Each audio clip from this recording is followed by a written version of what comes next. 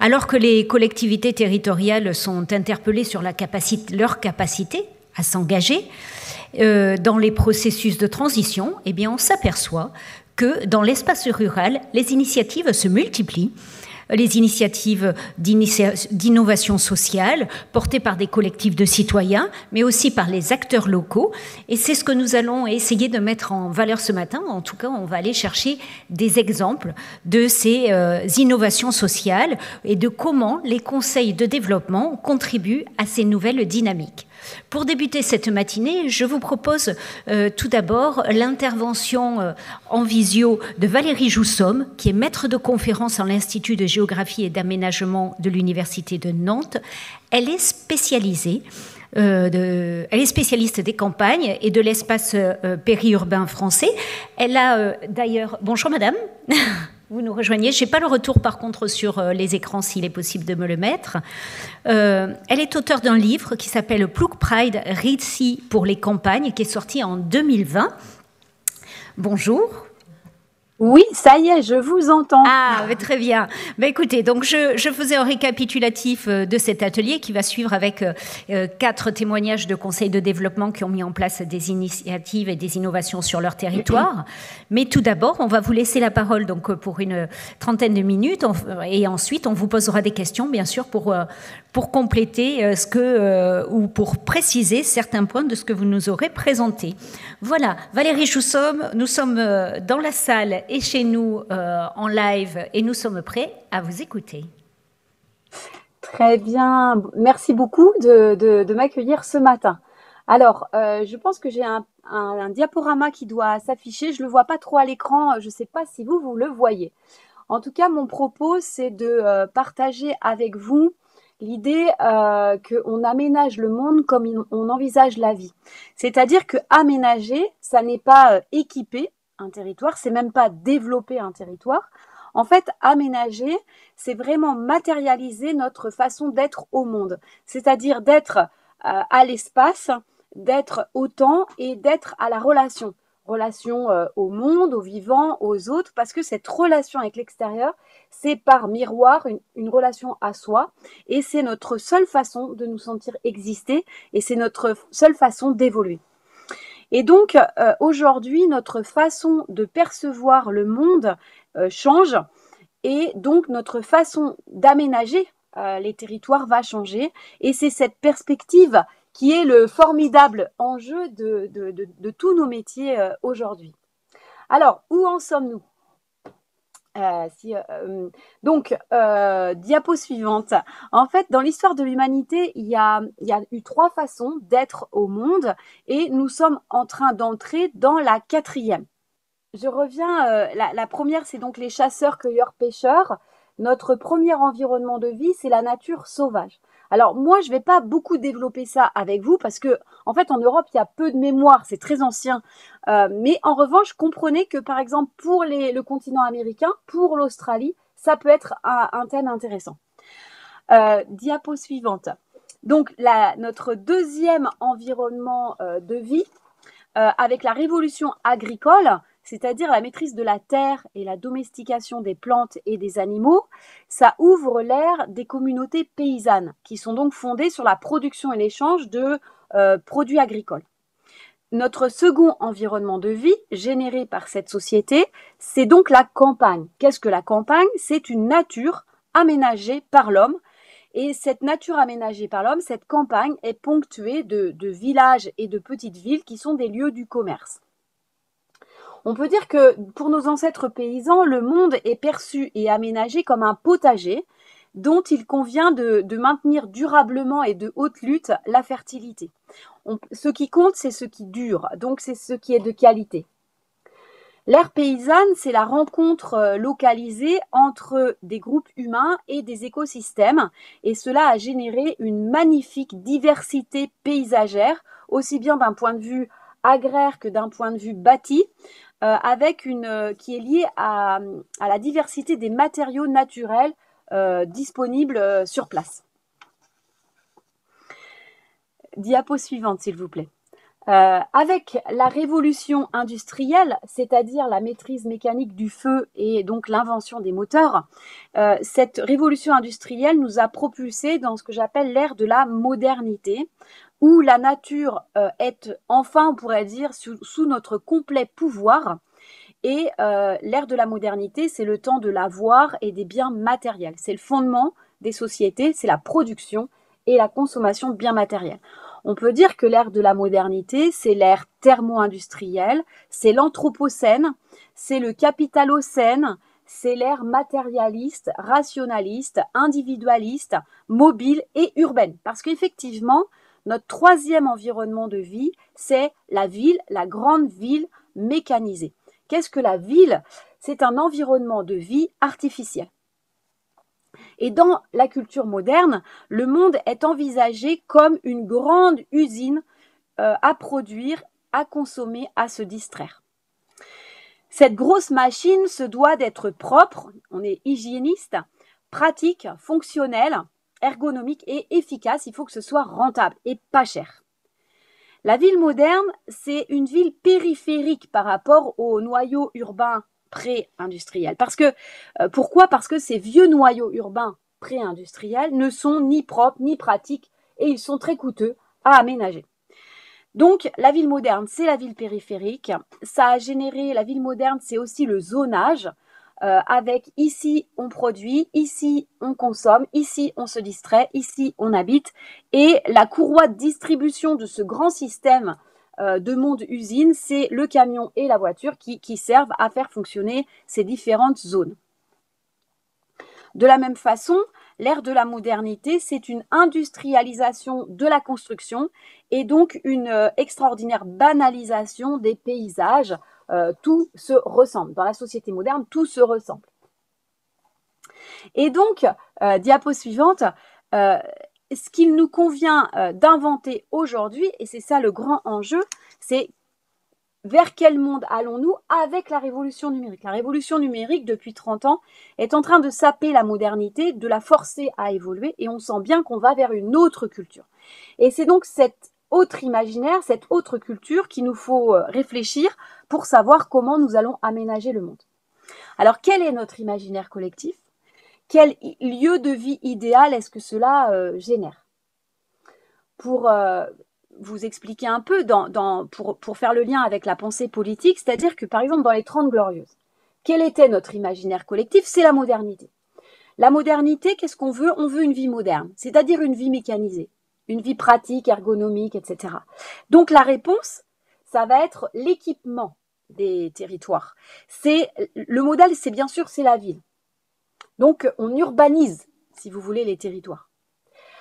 À partir des années 90-2000, déjà, on a une sorte de dématérialisation de ces aspirations, et Jean Viard parle de l'imaginaire du tourisme. Que veulent les gens? Ils veulent se sentir comme en vacances partout et tout le temps. Et donc, quelle est la réponse politique? Ça va être l'intégration de la qualité paysagère et la qualité touristique des territoires dans l'aménagement. Je vous propose aujourd'hui d'ajouter une troisième strate à votre réflexion. Je vous dis, si les gens, ils veulent pas forcément une vie moderne, ils veulent être comme en vacances partout et tout le temps, mais aujourd'hui, en plus, ils veulent un autre monde. Et cet autre monde, alors là, pour le coup, c'est un impensé politique complet. La diapo suivante, s'il vous plaît. Alors, la diapo d'après.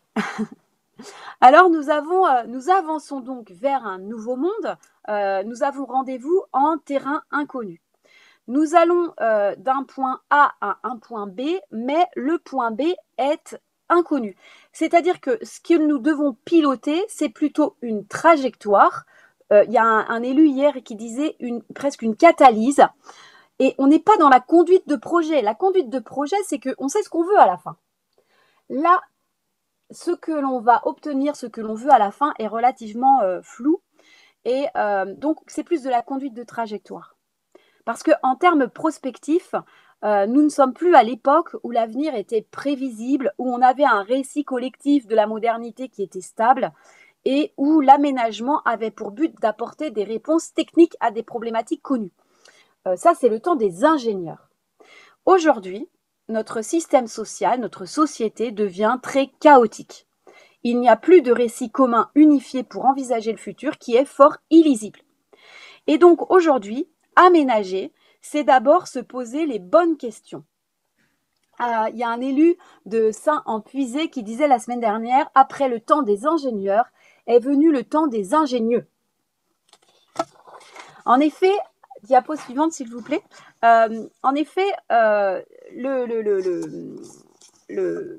y a deux visions du futur qui sont en train de s'opposer aujourd'hui.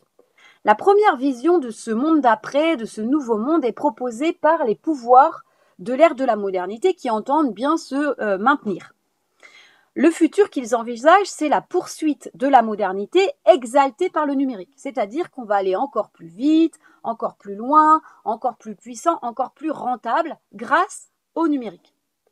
Ce récit hyper moderne, c'est le récit du centre. Et c'est un récit centralisé. Il réfléchit l'avenir des territoires et de notre société à partir de l'épicentre de la culture moderne. Cet épicentre, c'est, de façon peut-être un peu caricaturale, mais il y a de ça, le mental rationaliste des hommes, des classes bourgeoises, des grandes villes de l'Occident.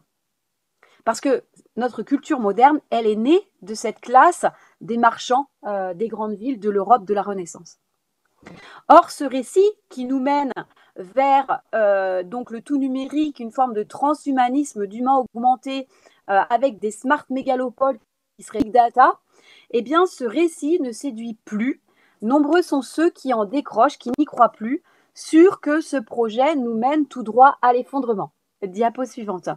En effet, l'hubris capitaliste détruit la nature, attise la compétition et les inégalités et marchandise, transforme toutes les relations humaines en business. Mais en plus de cela, rendez-vous compte que la révolution numérique est en train de saper tous les fondements sociaux de la modernité. Les organisations hiérarchiques sont en grande crise. Le salariat est en grande crise. La question de l'échange des biens que matériels est en grande crise. Et surtout la démocratie qui est menacée par la concentration des pouvoirs organisée par les GAFAM nés du numérique. Donc ce récit hyper moderne n'est pas un futur désirable pour la majorité. Au contraire, ça devient un récit dystopique. Or, c'est ce récit-là qui analyse les territoires seulement par le prisme métropolitain. C'est ce récit-là qui envisage l'avenir de territoire en ne parlant que de mètres carrés, d'argent, de réglementation technique et juridique et qui n'envisage l'avenir que comme un progrès technique et matériel. Donc cette grille de lecture fonctionne de moins en moins pour interpréter le futur. Et donc, diapo suivante, c'est la raison pour laquelle on est en train de voir un renversement des imaginaires, notamment dans le rapport ville-campagne, parce qu'en effet, pour offrir une alternative à ce récit hyper moderne du futur, se construit un autre récit, que j'appelle là le récit de la transition. Mais ce récit de la transition, il n'est pas clairement structuré. Pourquoi ? Parce que c'est un récit qui est décentralisé. C'est un récit qui est issu des marges, de toutes les marges du système de la culture moderne. Donc c'est un récit qui agrège progressivement différents courants d'idées et d'actions tout à fait variés, qui rompt avec le récit de la transition. On va le voir sur la diapo suivante. La grande variété des diapos suivantes, s'il vous plaît. La grande variété du récit. Le récit de la transition, c'est pas seulement la transition écologique. Bien sûr, il y a les courants écologistes qui appellent à la refonte d'une relation à la nature, mais aussi à une sobriété matérielle pour économiser la ressource, stopper l'effondrement de la biodiversité.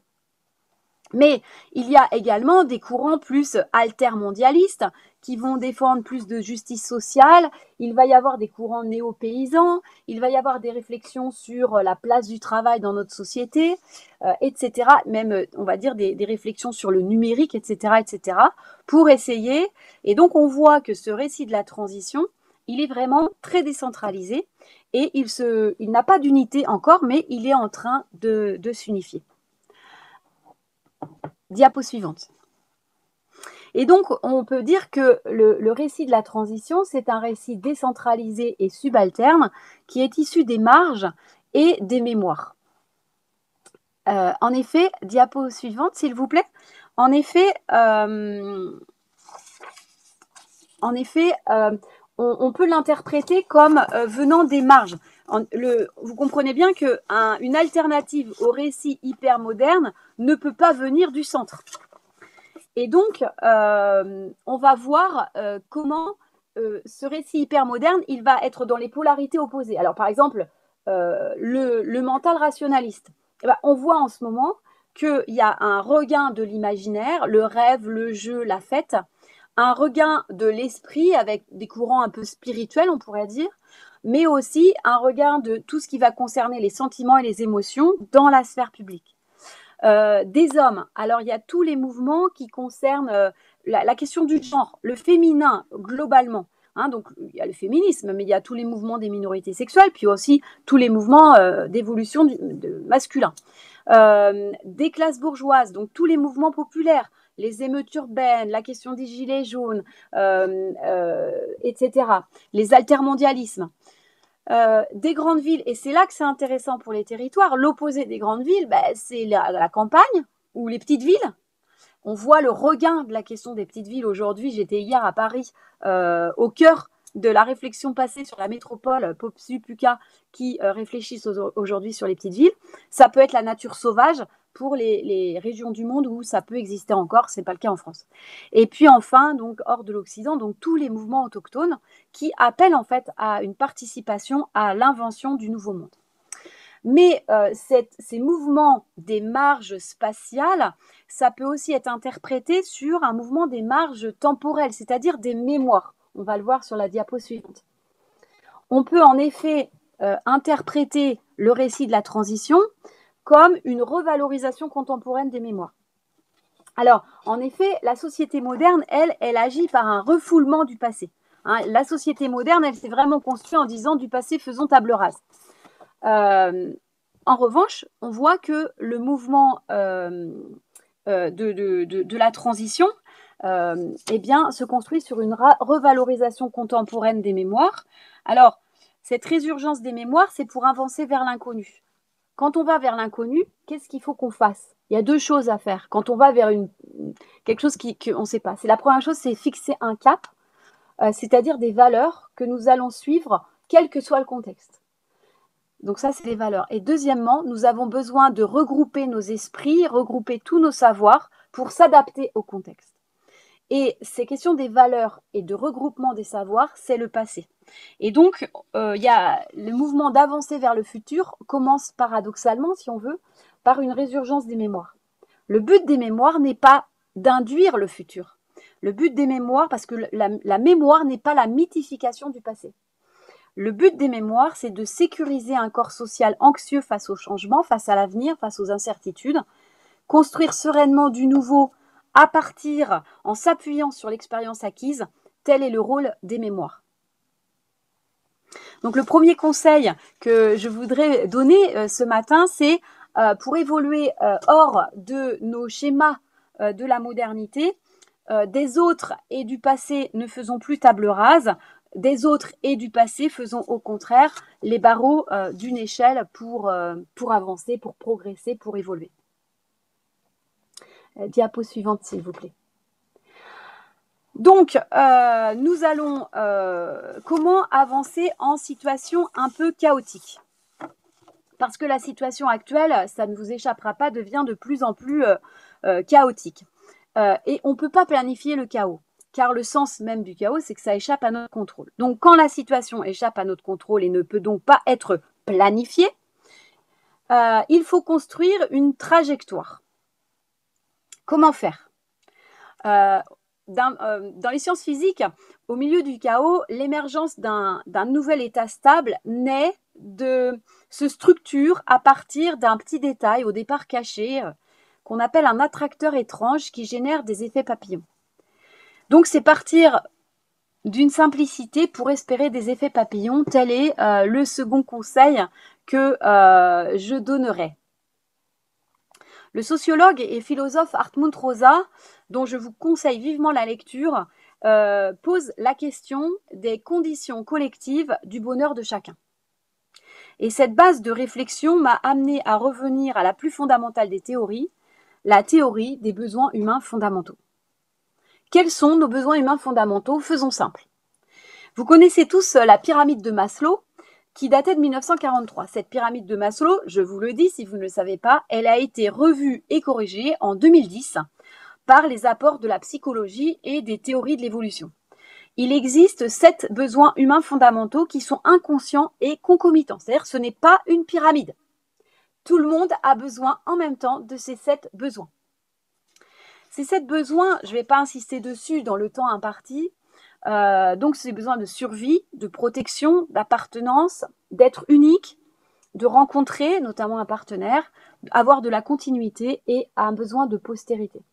Le besoin de postérité, ça peut aller, on va dire, du plus physique, par exemple, avoir des enfants, à un besoin le plus spirituel, l'éternité de l'âme. Mais ce qui nous intéresse, nous, d'un point de vue collectif, se trouve au milieu. C'est ce que Hannah Arendt appelle l'immortalité, c'est-à-dire donner une grandeur, un sens à sa vie plus grand que soi. Socialement, sans parler d'aspect spirituel, socialement. D'où, par exemple, aux grands hommes, la patrie reconnaissante, ou les immortels, qui est le nom des académiciens. Donc, je vous propose de garder 3 idées. On a besoin de protection, on a besoin de relation et on a besoin d'un sens, c'est-à-dire à la fois une signification et une direction à notre vie. Alors, diapo suivante. Alors, je vous propose de garder ces 3 mots à l'esprit pour réfléchir, pour commencer à bâtir de façon simple un aménagement du futur. En fait, la satisfaction de ces 3 besoins, de ces besoins humains fondamentaux, on peut dire que dans l'ère des paysans, il y avait 3 échelles. On peut dire qu'il y avait la ferme, on pourrait dire aussi la maison d'artisan. C'était le lieu de la protection et de la survie. Ensuite, on avait l'échelle du village, qui était l'échelle de la relation. Appartenance, reconnaissance de l'unicité de la personne, lieu de la rencontre. Et puis enfin, on avait l'idéal chrétien qui, depuis la naissance jusqu'au salut des âmes, s'occupait du sens de l'existence, donnait un sens collectif à l'existence humaine. On pourrait dire ensuite que dans la modernité classique, on pourrait dire les 30 glorieuses, eh bien, les échelles de la satisfaction de ces besoins humains fondamentaux, il y avait la famille nucléaire dans son pavillon et économiquement le salariat. L'ensemble des deux formait la protection des populations. Ensuite, l'échelle du statut, de la rencontre, c'était l'échelle de la ville. C'est là où on va au lycée, c'est là où on va travailler, c'est là où on va aller faire des achats. Et puis, à l'échelle plus globale, on avait donc l'idéal républicain qui était aussi républicain révolutionnaire, réactivé par le modèle communiste, qui donnait un sens collectif à l'existence humaine, comme je vous dis, aux grands hommes, la patrie reconnaissante. Comme le dit également Emmanuel Todd, l'ère paysanne, c'est l'homme qui croit en Dieu. L'ère de la modernité classique, c'est l'homme qui croit en l'homme. Aujourd'hui, on peut interpréter le chaos actuel comme une insatisfaction des besoins humains fondamentaux. En effet, à l'échelle de la protection et de la survie, il y a une précarité. Alors, ce n'est pas forcément sur la quantité, mais sur la qualité. Est-ce que l'eau que je bois est saine? Est-ce que l'air que je respire est sain? Est-ce que la nourriture que je mange est saine? Est-ce que les environnements électromagnétiques, chimiques dans lesquels je vis sont sains pour moi? Mais aussi, il y a une précarité sociale. Il y a la dégradation des conditions de vie, de l'emploi. Tout devient plus insécure. L'emploi, la retraite, l'éducation qui était gratuite l'est de moins en moins, etc., etc. Donc, on a un sentiment de précarisation. Les besoins, la protection, les gens ne se sentent plus protégés. Le deuxième élément, c'est à quelle échelle se situe la rencontre? À quel moment est-ce que je suis reconnue comme un être unique? Alors, nous sommes dans une société où les gens sont de plus en plus uniformisés. on s'habille pareil, on est coiffé pareil, tout le monde se ressemble. Et pour être reconnu comme unique, encore faut-il une communauté qui nous juge irremplaçable. Or, nous sommes dans une société de la jetabilité économique, jetabilité affective. Et donc, les besoins de lien ne sont plus satisfaits. Et enfin, nous sommes dans une société très nihiliste, c'est-à-dire qu'il n'y a plus de projet collectif qui va donner sens à la vie humaine. Et grosso modo, quand vous avez des problèmes existentiels, notre société n'a pas d'autre solution que vous conseiller d'aller faire du shopping en espérant que ça passe. Mais ça passe de moins en moins. Et donc la sensation que la vie n'a aucun sens et au fond que le collectif n'a aucun sens et que rien n'a plus aucun sens dans notre société. Et donc vous voyez que ce qu'il convient d'inventer en termes d'aménagement, c'est de réfléchir à ces échelles de la satisfaction des besoins humains fondamentaux et en particulier, pour ce qui nous concerne plus dans les métiers de l'aménagement, quelle est l'échelle de la relation et de la rencontre. On parle beaucoup à nouveau de droit au village, peut-être s'agit-il plus de la petite ville. Et donc, je vous propose de réfléchir, d'apporter quelques éléments de réflexion avec la diapo suivante, s'il vous plaît, sur protéger, relier et donner du sens. 3 mots pour inventer un nouveau modèle de développement pour tous. La diapo suivante. En effet, il me semble que nous allons vers un monde qui va valoriser la collaboration, l'ancrage de communautés d'individus. Hein. Il s'agit pas, on n'est pas dans les communautés paysannes qui étaient unifiées, mais là on est individualisé. Mais la question est de savoir maintenant comment on va faire maison commune. Et donc, je pense qu'on va vers un monde où on va se représenter le monde comme un jardin. Non pas un potager qui serait strictement nourricier, mais plus un jardin d'agrément, où finalement le but de l'existence humaine serait de faire l'expérience de la rencontre. Je vous propose 3 mots. C'est sain, c'est authentique et c'est beau. C'est sain, je le raccorderai à protéger. C'est authentique, je le raccorderai à relier. Et c'est beau, je le raccorderai à donner du sens.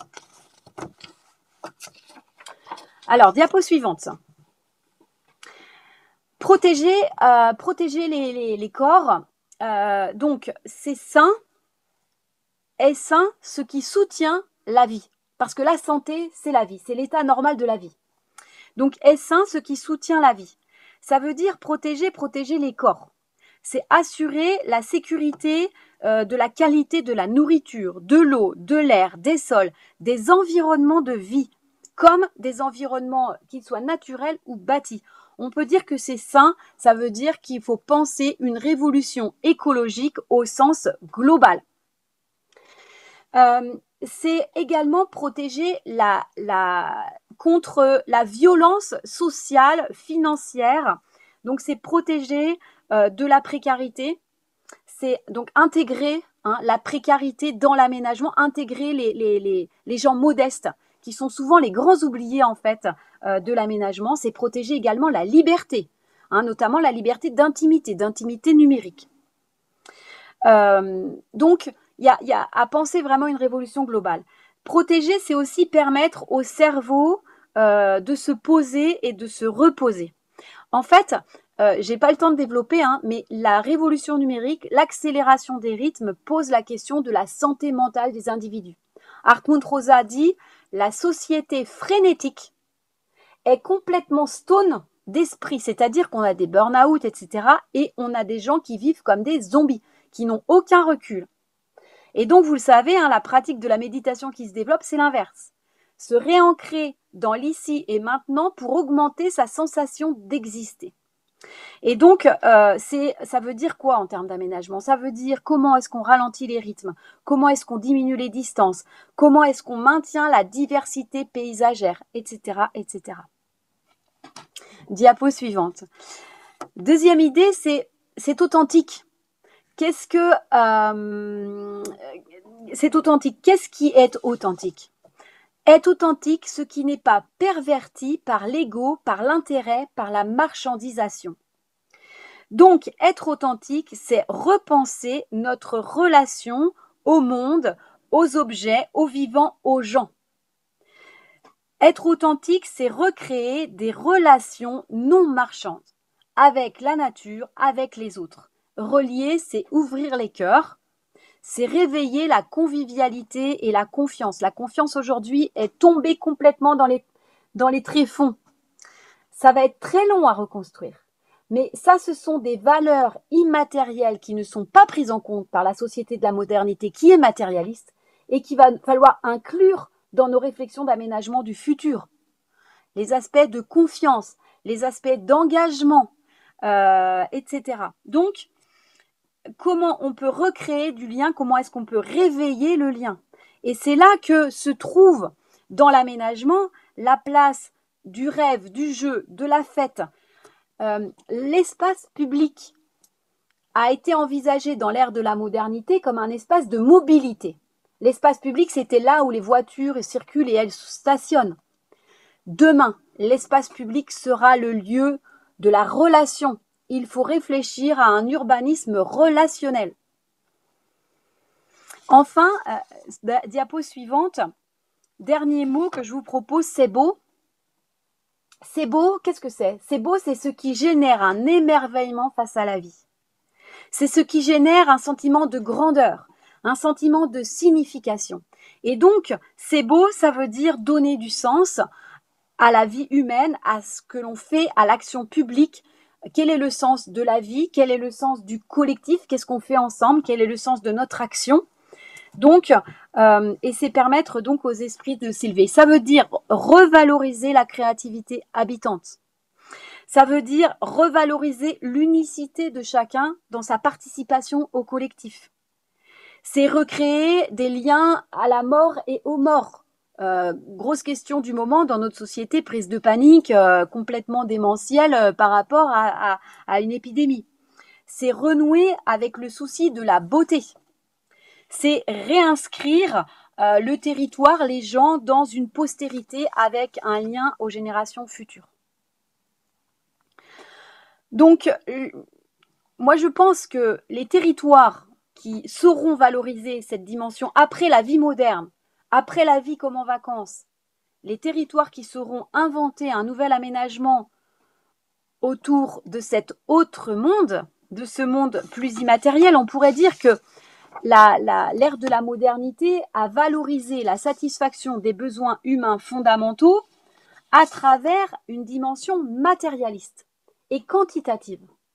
Je pense que cet idéal de satisfaction des besoins humains fondamentaux peut être poursuivi aujourd'hui dans une dimension plus immatérielle et plus qualitative. Et je pense que les territoires qui sauront se saisir de cet enjeu seront les territoires valorisés demain. Je vous remercie beaucoup de votre attention.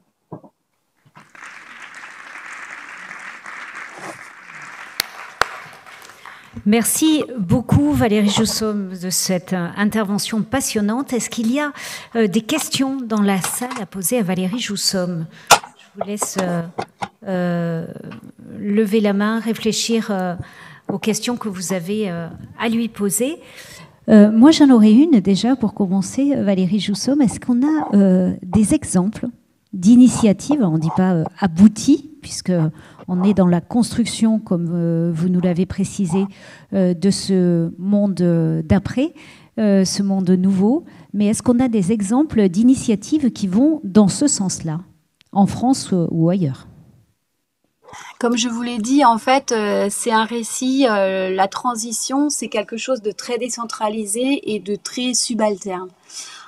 Donc, des exemples, il y en a plein. Partout, ça foisonne de partout. Je pense que il y a juste à commencer à structurer un récit commun, à structurer un modèle. Alors, l'idée, c'est pas non plus d'avoir un modèle multipliable partout, parce que je pense que chacun doit faire avec ses propres mémoires, avec sa propre histoire. Hier, j'étais par exemple à Paris, à la Cité de l'Architecture et du Patrimoine. Il y avait une journée du POPSU qui s'appelait Tous Terrain, réflexion sur les petites villes. Donc ça veut dire que cet épicentre parisien de la réflexion territoriale qui avait un prisme métropolitain jusqu'en 2018-2019, où on disait tous urbains, pour résumer, est aujourd'hui arrivé à tous terrain. C'est pour vous dire si l'affaire avance à grands pas. Et dans ces exemples de POPSU, il y avait une quinzaine de petites villes. Alors, quand on dit petites villes, hein, ça va du gros bourg à la petite ville, qui avaient des expériences très intéressantes sur le numérique, comme à Arvieux, sur la question du vieillissement, enfin, de l'intégration des jeunes et des anciens. Il y avait des questions sur la place du numérique, sur la place de l'industrie. Il y a beaucoup de choses. Moi-même, je suis invitée dans tout un tas de communautés de communes, avec des ensembles artistiques, avec des collectivités territoriales, où il y a plein de choses qui se font. C'est tout petit, c'est pas encore voilà. Après, il y a des communes qui sont un petit peu bon. Il y a Ungersheim, on les cite tout le temps. Il y a les Vroives dans Lorraine. Il y a Trémargat en Bretagne. En Bretagne, il y en a d'autres. Il y a Vous pouvez nous arrêter sur juste un exemple, qu'on voit ce qui peut être tenté comme initiative, même si on sait que c'est adapté à chaque territoire, mais... Ouais. En fait, par exemple, moi, je pense à Arvieux qui se situe près de Rodez. C'est une commune tout à fait ordinaire. Elle a 800 habitants, c'est même pas une petite ville, où il y a 3-4 jeunes qui étaient dans le numérique, qui ont eu envie de s'installer, de revenir au pays. Et ils se sont installés, ils ont envoyé un message à des communes, puis à Arvieux, où le maire était un petit peu visionnaire, qui leur a répondu en disant qu'il avait un ancien couvent à disposition, que s'ils voulaient faire quelque chose, ils étaient prêts à collaborer. Donc, ils sont arrivés à Arvieux, dans cet ancien couvent. Et là, bon, il n'y avait pas de connexion au débit. Donc, la société a choisi d'avoir le Internet par satellite, qui était assez coûteux. Mais c'était leur choix.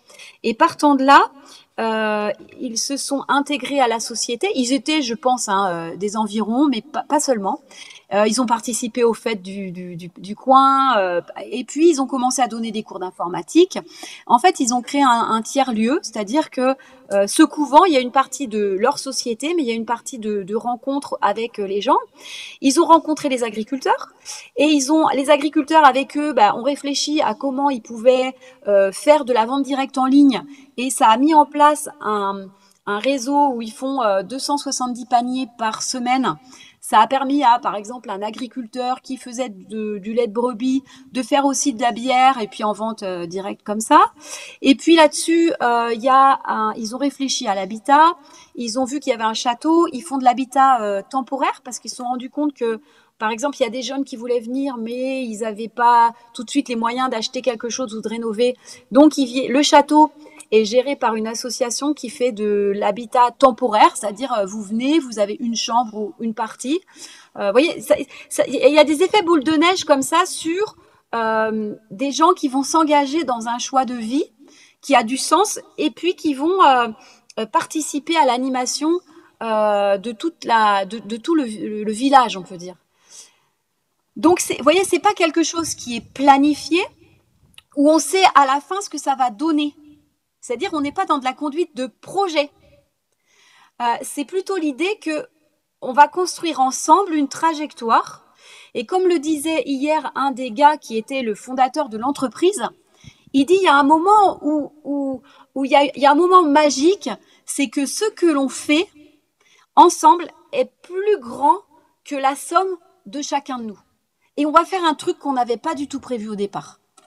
Et je pense que c'est ça où il faut aller, c'est-à-dire, c'est pas seulement d'avoir un projet bouclé ou en disant, dans 5 ans, on fait ça, mais c'est aussi d'accepter, d'accompagner des trajectoires où les gens vous disent, on a envie de faire, mais on sait pas vraiment où on va.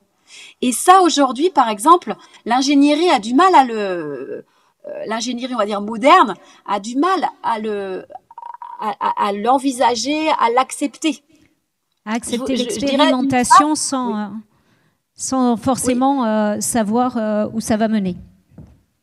Alors, c'est ça. on a des questions. Et de considérer que c'est même plus de l'expérimentation, ça doit être le cheminement qu'on a aujourd'hui. On s'en va vers l'inconnu. Et l'inconnu, par nature, ne peut pas être planifié. Sinon, c'est pas de l'inconnu. Donc, il faut qu'on soit dans cette perspective qu'on va vers un nouveau monde. Aujourd'hui, vous voyez, nos ancêtres paysans, c'est pas parce qu'ils ont vu une machine à vapeur qu'ils auraient pu rêver la vie qu'on mène aujourd'hui. Donc, prenons conscience que c'est pas parce qu'on a vu un ordinateur qu'on peut envisager la vie que nos descendants mèneront dans 50 ou 100 ans. Donc, mettons-nous dans cette perspective, arrêtons d'être dans une société qui veut contrôler, mais soyons dans l'idée qu'on va vers l'inconnu et donc on accompagne ceux qui sont prêts à aller vers l'inconnu. Alors, on a 2 questions dans la salle. Vous vous présentez ? Alors, Daniel Gaillarec, conseil de développement du Centre-Ouest Bretagne. Pour qu'elle vous voie, il faut vous retourner sur cette caméra. D'accord.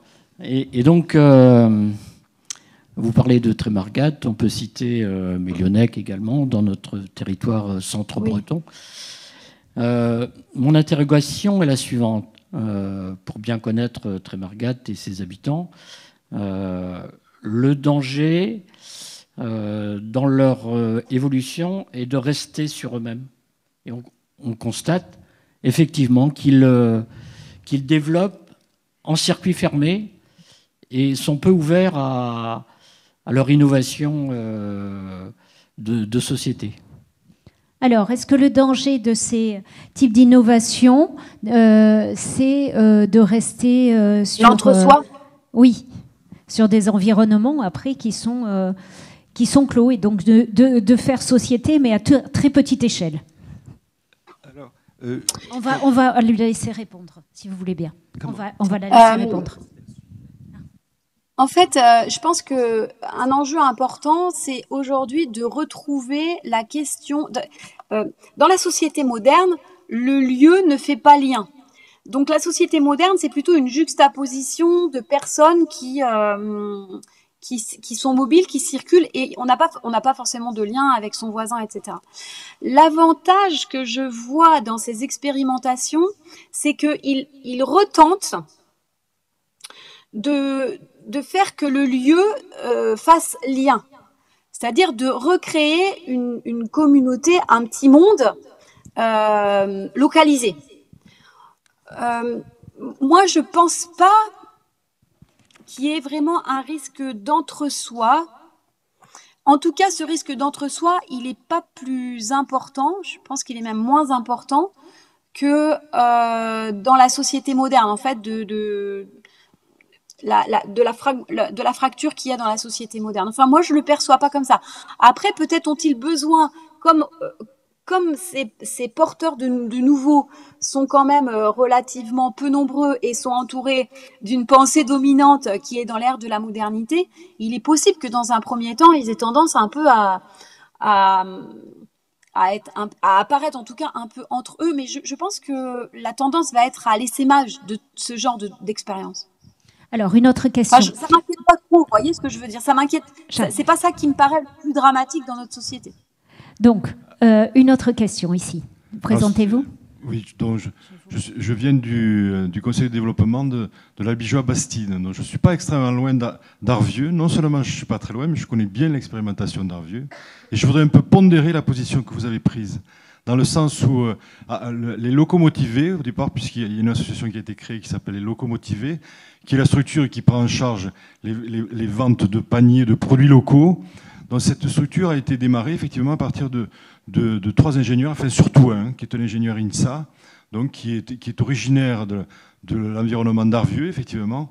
Mais ce que je voulais souligner, c'est qu'en fait, je voulais pondérer surtout la méthode que vous avez introduite, parce qu'il me semble qu'à Arvieux, ce qui a très bien fonctionné, c'est une espèce de mixité entre une approche ingénieure, qui est une approche éminemment rationnelle, c'est-à-dire un maintien de cohérence dans une démarche et une ouverture à l'innovation, c'est-à-dire une espèce de pas de côté par rapport justement à quelque chose qui serait un peu trop ingénieur, un peu trop projet prédéfini, mais avec une cohérence. Alors je le dis d'autant plus que sur mon territoire, je suis ingénieur de formation également, j'ai essayé de mettre en place un alter ego justement des locomotivés, à partir d'ailleurs du même logiciel qui s'appelle Alilo, mais enfin peu importe.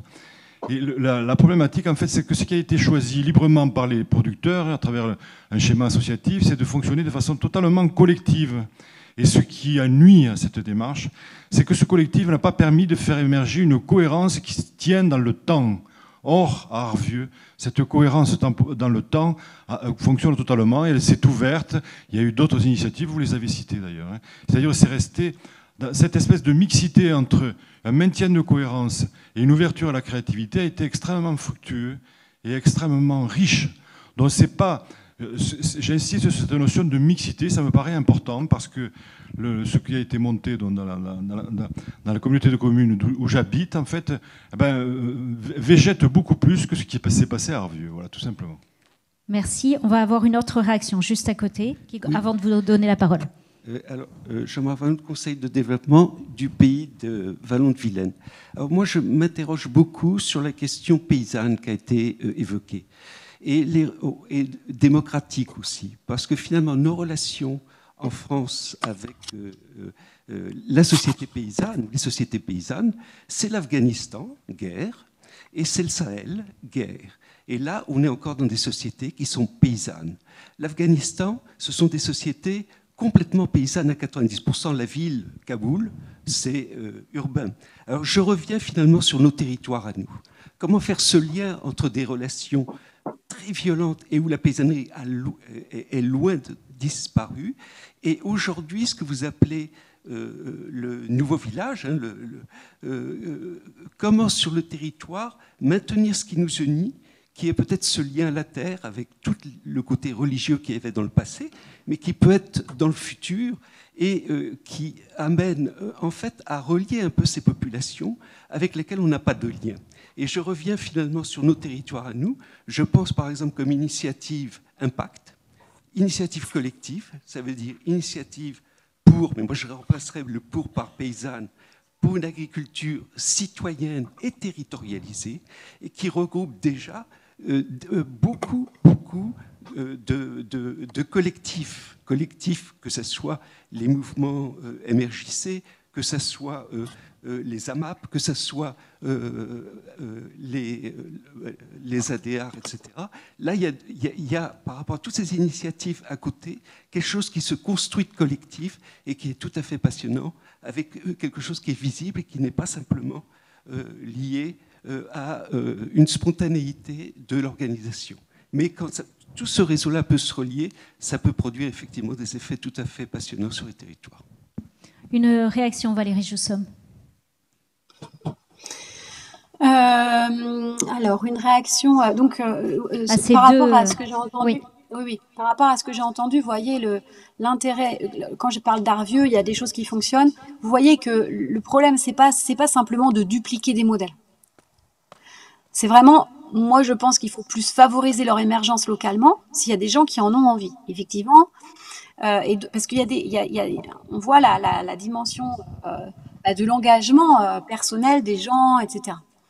Donc c'est vrai que les modèles sont pas, mais ça je pense qu'on le sait maintenant, hein, il suffit pas d'un point de vue technique de résumer comment on fait pour qu'on puisse le répéter et que ça fonctionne.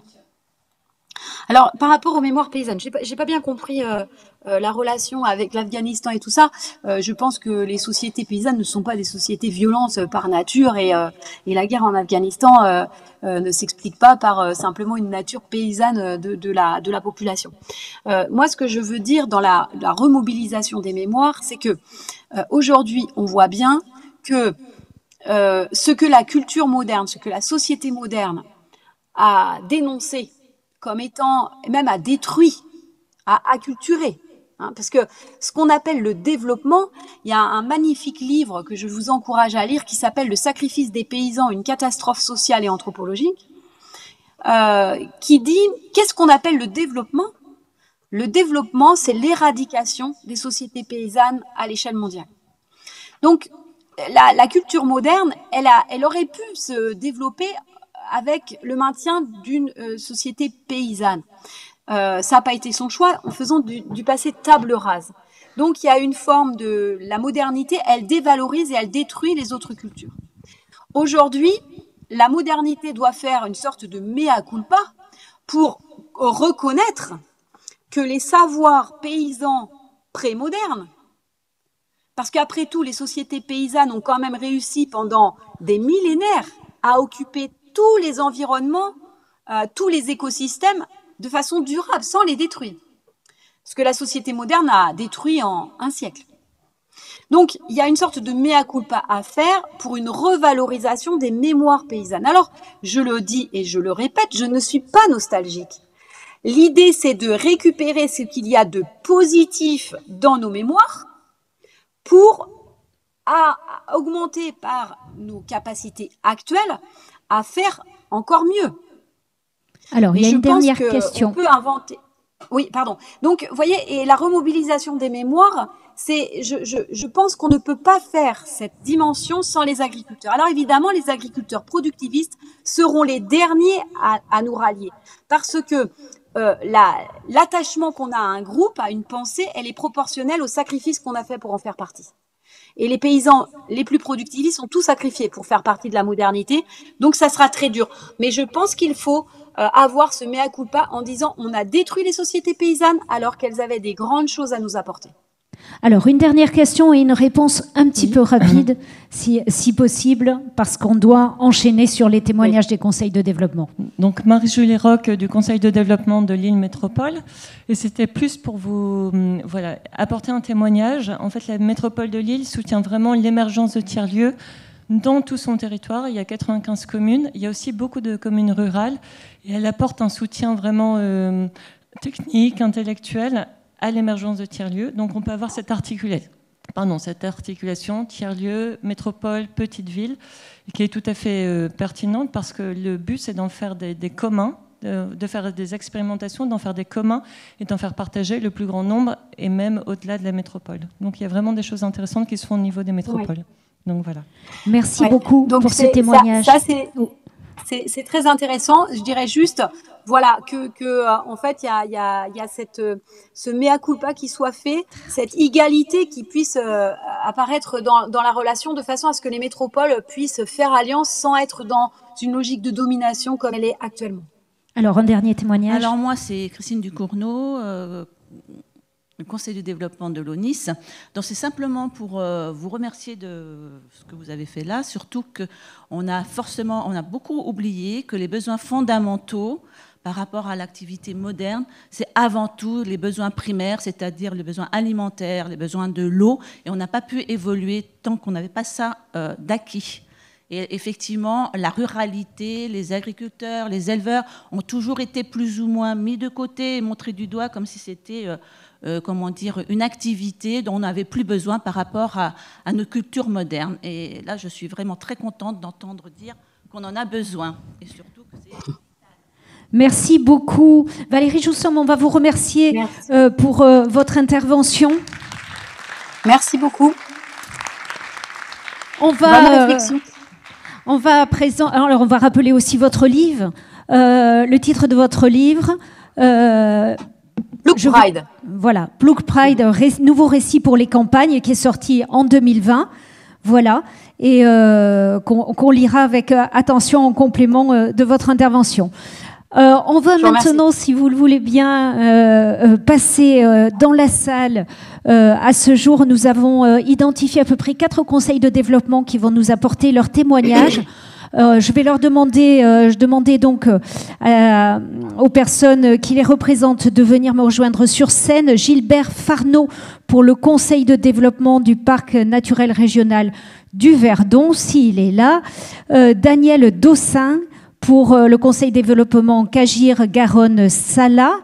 Voilà, merci de nous rejoindre aussi. Ensuite, nous avons Emmanuelle Guérin, qui est l'animatrice et coordinatrice du Conseil de développement Redon Agglomération. Prenez place, effectivement, où vous le souhaitez. Et puis Daniel Caillarec, excusez-moi, du Conseil de développement Centre-Ouest Bretagne. Je pense que j'ai fait le tour de nos intervenants, donc il nous en manque un qui n'a pas dû pouvoir se rendre disponible. Merci à tous les 3, en tout cas, de nous apporter votre témoignage. Alors, ce que je vais vous proposer pour cette séquence qui va durer à peu près 45 minutes, c'est chacun de pouvoir, bien sûr, présenter les initiatives qui ont vu le jour sur vos territoires, et puis de laisser la possibilité à la salle, à la suite de ces initiatives, de vous poser des questions complémentaires. Mais je vous propose qu'on enchaîne les trois témoignages et qu'on garde la question-réponse pour la fin, si ça vous convient. Alors, on va commencer avec Daniel Dossin, Conseil développement, donc Cagir Garonne-Sala. Bonjour. Alors, vous allez nous parler de ce sur quoi votre conseil de développement, depuis sa création et dès sa création en 2017, ce sur quoi il a souhaité travailler. Sans en dévoiler trop, je vais dire que c'est un projet de voie verte sur un tronçon de ligne SNCF qui avait été abandonné depuis près de 60 ans. Alors déjà, expliquez-nous peut-être pourquoi vous souhaitiez vous emparer de ce sujet-là précisément. Donc, je vais juste rappeler le contexte. Il s'agit d'un tout petit territoire qui se Rapprochez bien le micro de devant. Qui se situe sur le piémont pyrénéen, 55 000 hectares, 55 communes, une densité de 35 habitants au kilomètre carré. Donc, voilà. Donc le Conseil de développement a été mis en place sur une volonté politique de la communauté de communes en janvier 2018. Et il s'est tout de suite emparé de ce dossier parce qu'il y avait donc cette ligne SNCF qui avait été abandonnée et une volonté des habitants de pouvoir l'occuper puisqu'elle est en fait sur l'itinéraire de la V81, donc l'itinéraire cycliste qui va traverser l'Europe. Donc, nous avons souhaité, les 36 membres du Conseil de développement, travailler sur ce sujet. On a tout de suite lancé un diagnostic, présenté un dossier technique très complet. Parce que ça a été, donc, il y a eu des étapes pour réaliser, bien sûr, ce projet. Oui. Je voudrais qu'on s'attarde un peu sur le temps. Parce que oui, voilà, le temps important. Et les différentes étapes donc, que vous avez dû passer. Donc ce projet de voie verte allait de deux communes donc, qui s'appellent Boussens et qui allait vers l'Ariège-Saint-Giron, une quarantaine de kilomètres. Donc nous avons décidé de décomposer en fait ce tracé parce qu'il y avait un projet de déviation routière d'une commune qui s'appelle Man qui date d'il y a 30 ans, je ne sais pas s'il verra le jour, mais on était obligé de tenir compte de ce sujet de déviation qui touchait le projet de voie verte. Et donc, on a décidé de décomposer la réalisation de ce tracé en plusieurs tronçons, en 4 tronçons précisément. Donc, nous avons un premier tronçon déposé auprès du Conseil communautaire en juin 2018. Il a tout de suite fait l'unanimité. Il a fait l'unanimité aussi auprès des maires des communes traversées, bien sûr, qui se sont eux aussi emparés du sujet et qui l'ont soutenu auprès du Conseil départemental. Donc, de juin 2018 à septembre 2018, le Conseil départemental a étudié notre dossier. En fait, n'a apporté aucune modification au projet que nous avons présenté. Pour comprendre le travail qu'a fait le Conseil de développement, parce que c'est important ce travail-là, on le fait par des bénévoles. Qu'est-ce qu'il y avait dans ce dossier? Vous avez été jusqu'où pour présenter ce dossier? En fait, on a fait un dossier vraiment très, très technique. On avait la chance d'avoir dans les groupes des ingénieurs voirie notamment. Et le dossier a été jusqu'à vraiment préciser au centimètre près la largeur des ponts à traverser, la largeur des voies, le contenu des matériaux qui devaient être mis sur les voies, etc. C'était un dossier abouti. C'était pas juste un dossier d'initiative, d'une envie, d'une projection. Il y avait ça, mais ensuite on l'a donc étayé par un dossier vraiment très très technique et qui a été validé sur toute la largeur d'une part par le Conseil communautaire et ensuite par le Conseil départemental, puisque cette voie ferrée appartient au Conseil départemental. Comment ça a été aussi accueilli par tout l'environnement local, l'écosystème local, les associations, la population. Ce dossier a été très très bien accueilli par les associations, le grand public, par les associations de cyclistes aussi, au-delà du département, même au plan régional, puisqu'il y a pas mal d'associations de cyclistes qui ont soutenu le projet auprès du conseil départemental. Vraiment, c'est un dossier qui a fait l'unanimité, qui a été, je dirais, facile à porter finalement. Et en ce qui concerne le financement, parce que le conseil de développement donc, a eu ce projet, a monté un dossier abouti. Dans le contenu de ce dossier, de cette proposition, avant de les présenter, il y avait aussi les pistes de financement. Alors, c'était très facile là aussi, puisque la voie appartenant au conseil départemental, le financement a été assuré à 100% par le conseil départemental pour la première partie, donc pour un montant d'1,4 million d'euros. Et la réalisation, puisqu'on va y venir, a été faite en régie par le conseil départemental en l'espace de quelques mois. Puisque, en fait, la validation du dossier a eu lieu en septembre 2018 par les instances du conseil départemental, puis la réalisation a été lancée. Et en septembre 2019, nous avons inauguré ce premier tronçon. Voilà. Qui est un succès, on le comprend. Un franc succès. Puisqu'autant les piétons d'ailleurs que les cavaliers, que les vélos l'empruntent, les collégiens pour se rendre au collège, les touristes, les habitants du cru, vraiment c'est un réel succès. Alors c'était une première étape, on le comprend. Quelle a été l'étape suivante ?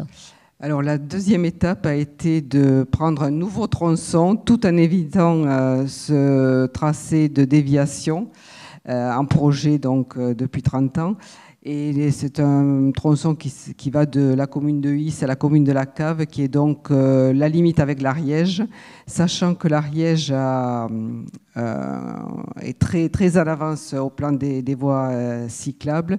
Et nous avons donc de la même façon présenté un dossier très étayé qui a été retenu et qui, en l'espace de 9 mois, a également été réalisé pour un montant d'1 million d'euros par le conseil départemental de Haute-Garonne. Est-ce qu'il y a eu des difficultés particulières pour le conseil de développement dans la mise en place de ce dossier, dans sa réalisation jusqu'au bout, ou vraiment ça a été pour le coup une initiative qui, du début à la fin, a été facile à réaliser et il ne manquait que justement le moteur, le conseil de développement pour porter cette initiative et qu'elle prenne vie? Eh bien écoutez, je crois que oui, parce qu'en fait le dossier a été relativement facile à porter. On a eu l'adhésion de tous les partenaires. On n'a rencontré aucun problème. Vraiment, ça a été toutes les associations du cru, les habitants, enfin, ça a été vraiment très facile à porter, autant par les politiques également, qui s'en sont emparés, les maires des communes concernées. Donc vraiment, nous n'avons rencontré aucune difficulté. C'était même presque, comment dire, c'était facile, quoi. Il y a d'autres projets, je suppose, pour ce conseil de développement. Déjà, quand on voit aboutir comme ça des initiatives qu'on a portées et qu'on est au sein d'un conseil de développement qui démarre, oui. Je suppose qu'on a un certain enthousiasme sur la pertinence de l'outil. Absolument, c'est vrai que, et ça a donné aux conseillers communautaires, à certains conseillers communautaires qui étaient un peu sceptiques sur la mise en place de ce conseil de développement, qui leur a montré l'intérêt, puisque nous avons, au-delà de ce projet de voie verte, on a eu d'autres projets. Je pense par exemple à un guide des producteurs locaux que nous avons lancé et que nous avons réalisé là de A à Z intégralement seul, à part l'impression qui a été réalisée par la communauté de communes, mais nous avons fait toutes les recherches, nous avons vraiment dressé tout le panel des agriculteurs du coin qui faisaient la vente directe. Et c'est vrai que ça a permis aux conseillers communautaires de prendre conscience de l'intérêt d'un conseil de développement. Est-ce que vous diriez que ce conseil de développement, qui est dans un cadre rural justement, a aussi joué un rôle de cohésion du territoire? Oui, autrement. Absolument. D'ailleurs, on a constaté qu'après le lancement donc, de ce projet de voie verte, puis du guide des producteurs, on a eu des candidatures qui sont arrivées pour participer au conseil de développement. Et ça je pense qu'il y a beaucoup de personnes qui ont pris conscience de ce que c'était, pour qui ça a suscité de l'intérêt, effectivement. Et ça a d'ailleurs suscité de l'intérêt pour les communautés de communes avoisinantes, puisque certaines ont décidé de créer un conseil de développement. Voilà. Merci beaucoup. On y reviendra à travers des questions si vous avez envie de plus de précisions sur ce conseil de développement. On va passer à Emmanuelle Guérin. Vous êtes animatrice et coordinatrice du conseil de développement Redon Agglomération. Le conseil, alors je pitch un peu le début et je vous laisse poursuivre. Le conseil de développement a répondu à un appel à projet en 2019 pour travailler sur une collecte des initiatives de transition sur les territoires. Quel était exactement l'objet de la démarche? Collecte des initiatives de transition sur le territoire. Qu'est-ce que vous souhaitiez mettre derrière ce mot de transition? Alors, pour rappeler peut-être un peu la genèse du projet, le Conseil de développement a fait de son principal axe de travail la question de l'accompagnement en fait, des transitions sur le territoire. Donc, on est sur un territoire rural de 31 communes, à cheval entre la Bretagne et les Pays de Loire. Donc, 31 communes avec la ville-centre, Redon, et 68 000 habitants. Donc, voilà, on est sur un territoire peu dense, donc une petite agglomération. Et donc, pour répondre à ces questions de transition, alors, on a co-répondu, en fait, c'est Redon Agglomération qui a répondu à un appel régional Mobilisons les Bretonnes et les Bretons pour les transitions, auquel le Conseil de développement s'est greffé pour effectivement essayer de faire une réponse commune. Et donc, on a bénéficié, donc fin 2019, début 2020, en fait, juste avant le confinement, de cet appel à projet avec une jolie somme pour accompagner les transitions sur le territoire. Et donc le rôle du Conseil de développement, donc nous on s'était positionné pour effectuer ce collectage, cet inventaire, alors le mot n'est pas très joli, mais cet inventaire des initiatives de transition sur le territoire. Alors comment on a fait? Alors effectivement on a commencé par constituer un groupe de travail, donc un groupe de bénévoles d'une quinzaine de personnes qui s'est vraiment mobilisé là sur les 12 à 18 derniers mois pour sillonner le territoire et collecter ces initiatives avec une grille d'entretien très précise, très précise, avec une identification de ce qu'on entend par transition. Oui. Donc on s'est fait accompagner. Alors on a la chance aussi d'avoir, comme le disait Madame aussi, à l'intérieur du Conseil de développement, des gens très compétents, une sociologue, voilà, qui a pu aussi nous outiller en fait pour ce collectage. Justement, comment vous avez défini les transitions que vous alliez retenir, les initiatives de transition que vous alliez retenir? Alors comment on a fait? On a fait un travail en interne du Conseil de développement avec des ateliers, bien sûr, sur ce qu'on entendait par transition, mais on était aussi aller à la rencontre des habitants et des acteurs du territoire sur les événements pour aller interroger les gens, même dans la rue, sur ce qu'ils entendaient, eux, par transition. C'est très intéressant, en fait, d'une personne à une autre, ce qu'on met derrière transition. Alors, pour nous, l'idée des transitions, c'était avant tout de mettre en œuvre donc, des actions concrètes, raconter des belles histoires. Les transitions, pour nous, c'est aussi une belle histoire et un beau récit sur le territoire. Repenser les solidarités locales et inventer de nouvelles formes de faire ensemble. Voilà, pour nous, c'est le collectage orienté autour de ces objectifs-là. Alors vous disiez, vous aviez un questionnaire très précis pour aller interroger les initiatives. Pour ce collectage, je suppose qu'il y a aussi il y a donc la connaissance du territoire, bien sûr, que vous aviez chacun, d'où la diversité des membres d'un conseil de développement. Il y a le bouche à oreille. Quels ont été les autres éléments pour arriver à trouver ces initiatives ? Alors, il y a eu un premier travail, effectivement, de bouche à oreille, de connaissance des uns et des autres. Comme je disais tout à l'heure, tout un travail de terrain. Alors, on a la chance d'avoir pas mal d'événements sur le territoire. Donc, on a sillonné les communes, des forums des associations, aux initiatives locales portées par des acteurs associatifs. On est allé à la rencontre des collectivités, bien sûr, et des communes. Et puis, le choix a été fait d'aller questionner, d'aller interroger, avec une grille d'entretien un peu sociologique, d'aller interroger une trentaine, en fait, d'initiatives pour aller vraiment sur le fond voilà, quelque chose de qualitatif et d'en ressortir, alors tout ce qu'on va peut-être exprimer là, tout à l'heure, l'idée de la question de la coopération en fait entre les acteurs, à la fois entre les acteurs privés mais aussi entre l'acteur privé et l'acteur public et la collectivité. Donc en fait derrière tout ça, je ne l'ai pas rappelé, mais donc l'objectif de ce travail-là, c'était de donner à voir donc les initiatives du territoire en place, donc valoriser le territoire, favoriser leur mise en réseau, donner envie de s'engager dans les projets, faire du lien et surtout favoriser l'émergence de projets et mieux comprendre les conditions d'émergence en fait de ces projets collectifs menés par des habitants sur le territoire qui d'ailleurs sont pas forcément constitués en association et c'est ça qui est très intéressant et c'est une des spécificités de notre territoire, c'est qu'on a des collectifs qui travaillent à l'échelle des communes et qui n'ont pas envie de s'organiser en association et qui ont envie de garder toute cette liberté de travail et qui sont pleinement dans le champ des transitions.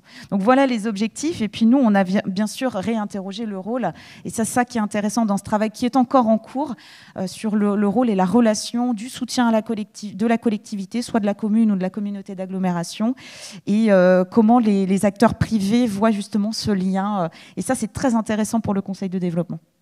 Alors justement, est-ce qu'on peut citer un ou deux exemples d'initiatives que vous avez collectées de façon à se rendre compte du type d'initiative justement qui vous a intéressé? Alors ce que je n'ai pas précisé, c'est que bien évidemment ce qui intéresse aussi le Conseil de développement, c'est au-delà de la coopération, c'est la place aussi de l'habitant, de la société civile dans l'émergence de ces projets, alors comment ils se sont construits, etc. Ça c'est très intéressant à analyser.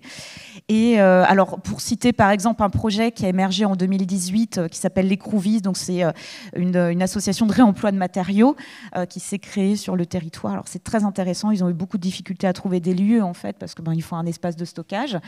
L'idée c'est que voilà, ils font appel à du don de matériaux et puis c'est de le revaloriser, faire des formations. Donc ils se sont associés avec une autre association qui s'appelle Connexion Paysanne et qui elle fait effectivement le lien avec les producteurs locaux et la vente de produits directs, enfin issus de l'agriculture locale. Donc ça, c'est une des actions qu'on a par exemple répertoriées parce qu'elle est très intéressante dans son mode de fonctionnement et la façon dont elle s'est construite sur le territoire. Et puis après, il y a d'autres initiatives qu'on a repérées comme la Flanande, donc des librairies ambulantes qui circulent dans les communes du territoire à la rencontre aussi des habitants. Ça, c'est très intéressant. Donc il y a tout type d'initiatives de transition et c'est vraiment une richesse. Alors ce que je voulais dire également, c'est que donc, on est un territoire de plus en plus attractif entre Rennes et Nantes et on est sollicité par des nouveaux habitants qui arrivent, qui regardent un petit peu ce que fait le Conseil de développement et qui se disent moi ça m'intéresse d'avoir une carte des initiatives de transition sur le territoire parce que ces gens-là ont envie de s'investir pleinement dans la vie locale et cherchent un moyen de le faire, donc un moyen aussi de se créer un réseau, de connaître les habitants. Et c'est une bonne entrée aussi, ce collectage des initiatives pour à la fois donner à voir, mais aussi donner envie à des nouveaux habitants de s'investir pleinement sur le territoire. Est-ce qu'il y a donc la suite vous l'avez dit, vous avez fait ce collectage dans le cadre d'un appel à projet qui a été mené par la communauté de communes, auquel a répondu la communauté de communes pour la région. Qu'est-ce qui va advenir de ce collectage ? Alors, ce qui va advenir de ce collectage, on est en parallèle, comme dans d'autres collectivités, en réflexion, en cours de réflexion sur le nouveau plan climat, air, énergie territoriale. Donc, bien sûr, on va s'appuyer sur ce collectage des initiatives pour peut-être accompagner ces transitions, les soutenir. Par contre, on a un vrai questionnement aujourd'hui au sein du Conseil de développement avec tout ce travail qui a été fait très qualitatif sur le fonctionnement un petit peu de ces transitions sur le territoire, de comment la collectivité va s'en emparer, la communauté d'agglo. Là, on est vraiment en réflexion de construction avec la collectivité d'une méthode pour se dire qu'est-ce que vous allez faire de tout ce travail qu'on a fait, qui est intéressant pour nous, mais qui est intéressant aussi pour vous, les élus. Par quel bout vous allez prendre tout ça? Qu'est-ce que vous allez faire? Et ça, c'est en cours de construction, c'est pas encore défini. Et il y a une petite inquiétude parfois côté Conseil de développement de se dire mais ce travail-là, nous, on n'a pas envie de le mettre dans un tiroir du bureau. On a vraiment envie que ça crée vraiment une fabrique de territoire. Qu'est-ce que vous allez en faire? Et ça, pour l'instant, on n'a pas toutes les clés, on n'a pas toutes les réponses.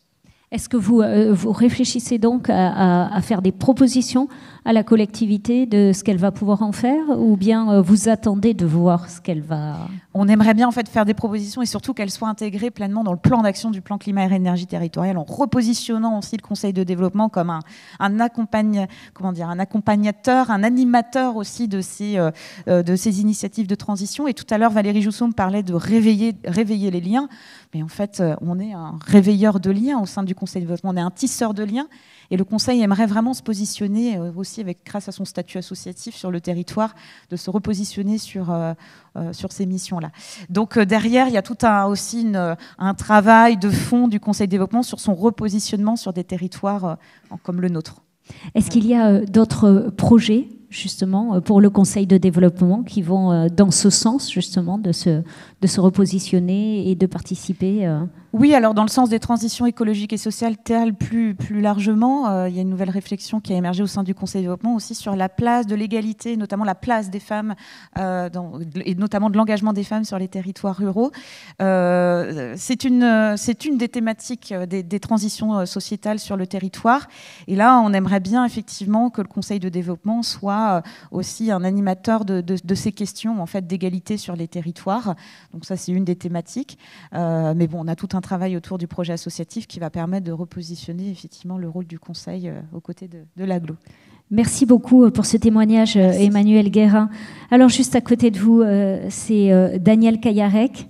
J'ai mal dit votre nom tout à l'heure, je m'en excuse. Vous êtes du Conseil de développement Centre-Ouest Bretagne. Alors, vous allez nous parler de ce que vous avez fait, mais avec une particularité, c'est que vous avez co-construit de façon collaborative avec d'autres conseils de développement une action autour de 3 axes. Alors déjà, pourquoi s'être réunis avec d'autres conseils de développement pour mener à bien les projets que vous souhaitiez développer ensemble? Alors naturellement, ça a une histoire. Le territoire du centre-ouest Bretagne est le territoire le moins riche de Bretagne. C'est aussi donc à peu près 80 000 habitants. Et donc on a aussi une histoire autour de la réciprocité, puisque c'est le premier contrat de réciprocité qui a été signé en France. Et donc la réciprocité urbain-rural, donc avec Brest Métropole et notre territoire. Et l'histoire, elle est là. J'ai été l'heureux co-signataire de ce contrat en 2016, fin 2016, avec le ministre Baillet, président de région, etc. Et on a naturellement dit un petit mot ce jour-là, à cette occasion. Et j'avais dit, c'est bien, entre autres, c'est bien de signer un contrat urbain-rural, mais il faut aussi que nous, entre ruraux et voisins ruraux, on soit capable de faire quelque chose ensemble. Et donc, à ce moment-là, j'étais président du pays, je suis passé du côté société civile et conseil de développement. L'idée a fait son chemin. A continué, voilà. Et donc, en rencontrant mes collègues et voisins ruraux, on s'est dit, il faut qu'on fasse quelque chose ensemble. Donc c'est avec le Conseil des développements du pays du Centre-Ouest Bretagne, de Pontivy et de l'Oudéac communauté, c'est ça? C'est ça. Donc globalement, ça fait un peu plus de 200 000 habitants. Et on a décidé de collaborer, d'échanger ensemble. Et on a décidé d'abord d'échanger ensemble autour de trois thèmes. Il y avait des similitudes entre vos territoires? Ah, tout à fait. On est sur une économie agroalimentaire. Donc beaucoup d'agroalimentaires sur nos territoires. Et comme une diagonale de bas salaire, évidemment, avec un vieillissement naturel, une attractivité assez moyenne ou une baisse de population progressive, etc. Donc on est sur le même profil, même si nos voisins sont un peu plus riches. Alors, donc, une envie de collaborer ensemble, une similitude de territoire, et donc 3 axes qui sont déterminés pour pouvoir effectuer un travail. Alors, quels sont ces 3 axes et quel travail vous vouliez effectuer déjà en commun? Alors, le premier, c'est naturellement la production alimentaire et la santé. Et quel était lien avec la santé. Quel était le but? C'était un but de diagnostic ou c'était un but de recherche d'initiative, d'innovation? Alors, on est d'abord sur une volonté de faire un constat. On est au démarrage de l'opération. L'objectif est de faire un constat déjà sur notre histoire récente en production agricole et agroalimentaire, et donc de faire un peu le point sur cela. Et on est également associé dans la prospective à 2040 de la production agricole sur notre territoire, enfin sur le territoire breton, pour s'inscrire justement dans ce futur. Donc l'idée, c'est de réaliser des conférences communes sur ces sujets-là, par territoire, donc par petit territoire en fait. D'accord, avec des thématiques sur l'alimentation, le bien manger. Et d'en arriver à faire le lien avec la santé. D'accord. La santé, l'environnement. Donc vous organisez concrètement, qu'on comprenne un petit peu vos actions, vous organisez des conférences sur les territoires. Donc une première qui va être organisée chez nos voisins, donc qui va reprendre un peu l'historique avec des grands témoins de la production agricole des années passées, pour qu'on ait une base commune. Et la deuxième étape, ce sera sur notre territoire. On va imaginer un peu les projections à 2040. D'accord. Deuxième thématique, l'économie circulaire et l'énergie, c'est ça? L'économie circulaire et l'énergie, on se focalise actuellement plus sur l'énergie, comment produire de l'énergie localement. Et donc, c'est une réflexion qui démarre également. Et donc, avec des préoccupations communes, et notamment bretonnes, puisque la production bretonne d'énergie est très, très basse. Hein, c'est de l'ordre de 10-13%, je pense. Et avec une focalisation sur l'hydrogène vert, je crois. C'est une solution, c'est une piste. Et là, le but est de faire un peu un tour des initiatives sur le territoire. On va laisser le groupe avancer sur le sujet, mais si on peut parler d'hydrogène, on ne va pas se focaliser non plus sur une seule source. Le but, c'est d'arriver à fédérer des actions, c'est ça qui ont lieu sur le territoire, d'essayer de faire un état des lieux, là aussi, du panel des solutions qui existent. Voilà, et si possible, être pratiquement dans l'opérationnel assez vite. C'est-à-dire dans l'opérationnel ? Si on prend la solution d'hydrogène, aller au plus loin dans la faisabilité de l'installation d'une production d'hydrogène ou d'un usage d'hydrogène. D'accord. Troisième thématique que vous avez choisi d'aborder ensemble, c'est la place des jeunes et la formation sur votre territoire, vous l'avez dit. C'est un territoire qui est assez vieillissant, avec beaucoup de bas salaires. Donc là, l'idée, c'est l'innovation sociale. Donc c'est un travail qu'on mène depuis 2-3 ans, et notamment suite à une rencontre, une petite discussion que j'ai eue avec Valérie Joussaume sur le sujet. Ça, c'est un travail qu'on a fait sur notre territoire Pays Cob. Et on s'est orienté sur... et donc on peut prendre en arrière-plan ce que vient de nous dire Valérie Joussaume. On s'est orienté sur la place des jeunes. Et Emmanuel nous parlait de la place des femmes dans nos territoires ruraux. C'est exactement la même chose. La place des jeunes dans notre territoire. Notre objet n'est pas de répondre aux besoins des jeunes, mais de leur redonner une place, en leur redonnant la parole.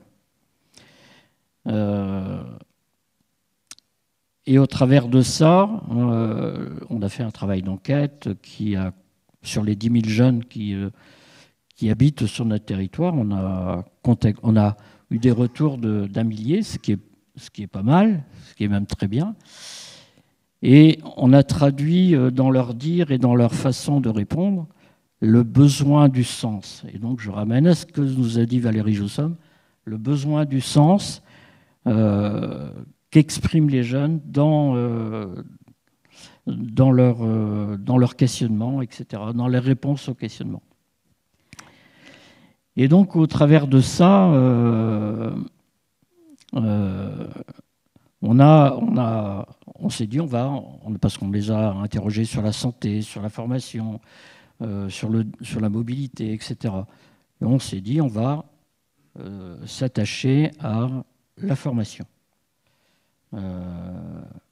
Parce que si on est en perte ou en vieillissement et en perte de population, on est aussi en décroissance des savoirs.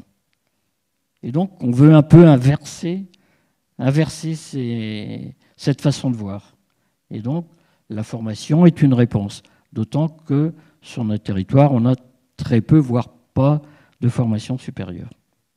Donc, l'idée, c'est de ramener, via un campus connecté qui peut être un point de départ, une formation, un accès à la formation supérieure pour un public jeune ou moins jeune qui peut être empêché si on pense aux femmes avec des enfants par exemple, qui peut être empêché d'aller vers la métropole voisine pour suivre une formation supérieure.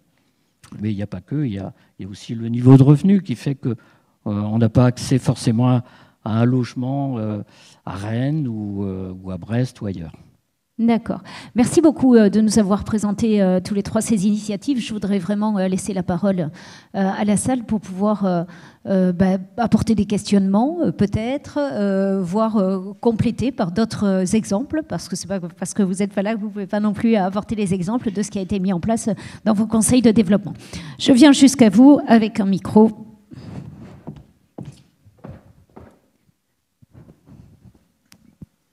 Oui, bonjour, je me présente, Frédéric Soulier, donc je suis juste jeune président du conseil de développement de la Dracénie Provence-Verdon, donc juste à côté. Et ma question, c'est un peu à Daniel et Emmanuel, et puis j'aurais une autre question aussi pour Daniel, c'est de dire quelle relation vous avez avec les élus. Est-ce qu'ils vous ont laissé, effectivement, je dirais, vous avez eu la possibilité de faire tout ce que vous avez pu faire. Est-ce qu'ils sont émissaires le débat? Comment ça s'est passé? Moi, ça m'intéresse effectivement un peu de comprendre, effectivement, pour donner des clés, pour regarder qu'on ne soit pas juste une chambre d'enregistrement, que vous étiez capable de développer des beaux projets, comme vous l'avez fait toutes les deux. Et ça m'intéresse. Et une autre question aussi, après, pour Daniel, ça se dire comment il a récolté l'information, les besoins des jeunes aussi, par quel réseau vous l'avez fait, parce que ça m'intéresse effectivement, parce que je suis attaché aussi à la formation des gamins, et de dire comment vous avez fait aussi pour récolter ces informations. Merci de vos réponses. Peut-être déjà à toutes les deux, donc sur les liens. Écoutez, nous, on a eu carte blanche du président et du conseil communautaire pour fonctionner. On a un fonctionnement totalement indépendant de la communauté de communes. Par contre, on n'a pas de budget. Voilà. Donc, on fonctionne avec 36 bénévoles très motivés. Mais on a vraiment carte blanche. On peut lancer toutes les initiatives que l'on veut. Voilà. Après, la communauté de communes nous a également saisi de certains dossiers, comme le projet de territoire et d'autres. Mais là, nous, on s'est auto-saisi de pas mal de dossiers sans aucun problème de relation avec la communauté de communes. Emmanuel Guérin. Oui, sur le territoire de Redon, alors sans repartir sur l'historique, mais c'est un conseil de pays loivonnais à l'époque. Donc maintenant, le pays, il y a une reconfiguration territoriale qui fait effectivement qu'on n'est plus qu'à l'échelle d'une agglo. Mais c'est une construction de plusieurs années de confiance qui s'est faite au fur et à mesure avec les élus. Voilà, les relations sont relativement bonnes avec les élus de l'agglo, mais voilà, il faut du temps pour construire cette relation de confiance. Et je crois que les élus ont vraiment compris que le Conseil de développement avait vraiment ce rôle là aussi d'articuler les initiatives portées sur le territoire et de les relier à une politique publique. Et ça, je pense que le rôle du Conseil de développement a été bien compris. Est-ce qu'ils s'appuient eux aussi sur vous en vous saisissant de Oui, certaines alors le problématiques? Conseil de développement est saisi, notamment de plus en plus, là, depuis le passage notamment en agglo. Et puis un soutien avec les moyens. Alors on a eu un soutien de plusieurs années là, de la région Bretagne aussi. Ça fait qu'effectivement en Bretagne, les conseils de développement fonctionnent très bien. Un soutien de l'agglo. Et puis moi, mon demi-poste, qui est aussi financé par Redon Agglomération. Donc, alors je ne suis pas agent de l'agglomération. Par contre, c'est une mise à disposition du territoire voisin. Donc là aussi, il y a des coopérations qui se font à l'échelle bretonne sur d'autres territoires. Mais voilà, les relations sont relativement bonnes. Mais c'est une construction de confiance de plusieurs années quand même. Daniel. sur la façon dont vous êtes rentré en contact avec ces jeunes. Par quel biais êtes-vous passé? Alors, je vais répondre à la première question, notre lien avec les élus. C'est clair, ils n'ont pas compris ce qu'on voulait faire. Et on a 5 communautés sur notre pays. Et un président de communauté m'a dit de quoi tu t'occupes des jeunes? Carrément. Hein. C'est sûr, qu'en les interrogeant, qu'en les sollicitant, on allait remuer des choses pas faciles à gérer. Par contre, dès qu'on a parlé de formation, de campus, là, ça devient intéressant. Ils ont compris enfin que tirer vers le haut sur un territoire très rural, c'est la porte de sortie en fait. Et donc pour répondre à la question de comment contacter et interroger les jeunes, on a fait un questionnaire en ligne auquel il fallait entre une demi-heure et 3/4 d'heure de temps de réponse. Donc il y avait énormément de questions, ça demandait un engagement et un engagement de la part des jeunes à répondre, hein, c'est 15-30 ans. Et on a eu des réponses dans toutes les tranches d'âge, plus de réponses féminines, puisqu'il y a à peu près 60% de réponses féminines. Coupé par la petite musique locale, folklore local. Alors, est-ce qu'il est possible de mettre sur silencieux? Voilà, merci. Et donc on a eu sur les 10 000 jeunes de notre territoire, on a eu quand même 1 millier de réponses, dont 650 complètes. Vous êtes passé, d'accord, vous avez fait ce questionnaire en ligne, mais il a fallu aller communiquer auprès de ces jeunes que ce questionnaire existait. Vous êtes passé par les associations, par les écoles, par les... C'est ça. On a développé des banderoles sur les bords de route. On a fait, oui, plusieurs actions de communication, effectivement. D'accord. Merci. Alors, on a 2 autres questions. On vous écoute. Très bien. Alors, François Question Blanc. ou témoignage? Oui. Les deux. Donc, François Blanc, je suis président du Conseil de développement espace citoyen du Grand Annecy. Alors, sur l'intervention de Madame Jousseau, ça, c'est effectivement passionnant. J'espère qu'on pourra avoir le contenu de son intervention. Ça m'a interrogé sur ce qui restait, nous, du monde rural dans notre territoire. Hein, parce que nous, on est dans un territoire plutôt urbain, plutôt riche, avec une sorte de concurrence entre le milieu urbain et le milieu rural. Le milieu rural étant souvent un peu envié par le fait qu'il y a des terrains, donc il est investi par l'urbain. Voilà, ça c'est un petit commentaire. Sur les témoignages, ce que je trouve intéressant, c'est qu'on montre là encore une fois les différentes postures dans lesquelles les conseils de développement peuvent être et agir. Hein. Donc ça c'est extrêmement intéressant. Ça montre aussi que le milieu rural est beaucoup plus agile que le monde urbain et périurbain pour innover. Hein. Ça, j'en suis en tout cas intimement persuadé. Et puis j'avais une petite boutade pour Daniel. Quand j'entends ce qui a été fait, c'est finalement de se demander ce que font les élus communautaires. Que font les élus communautaires, Daniel? Sur la formation et sur d'autres sujets que l'on travaille, comment dirais-je, c'est pas de leur compétence directe, puisque c'est la formation, c'est une compétence de l'État. Il y a 2 Daniel, voilà. Oui. Voilà. Daniel et Daniel. Et je dirais sur un autre travail qu'on fait sur la santé, c'est aussi de la compétence de l'État, au travers des ARS, etc. Mais on est en tant que conseil de développement, pratiquement dans l'opérationnel.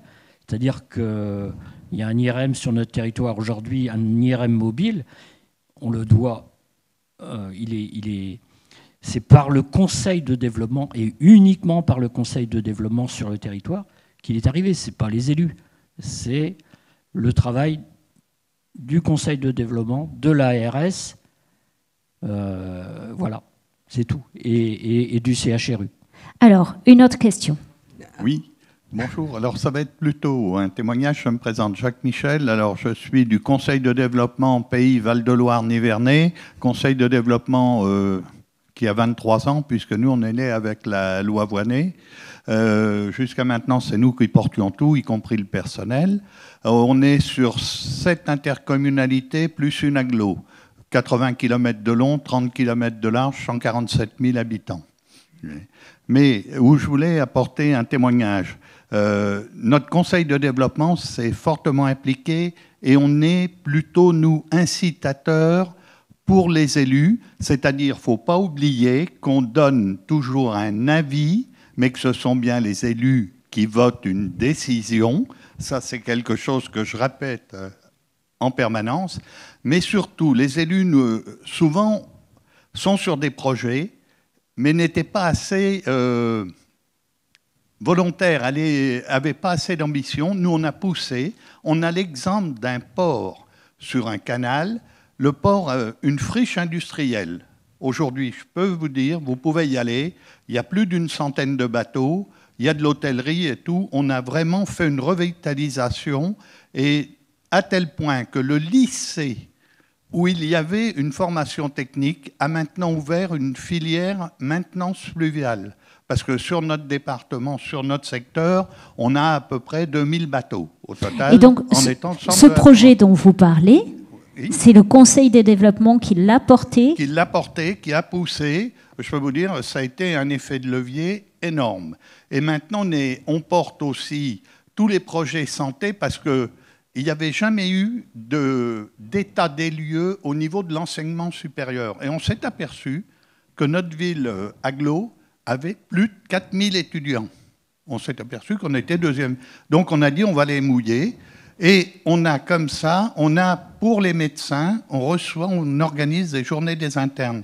Mais on a fait une chose aussi cet été, on a organisé des rencontres ville à joie.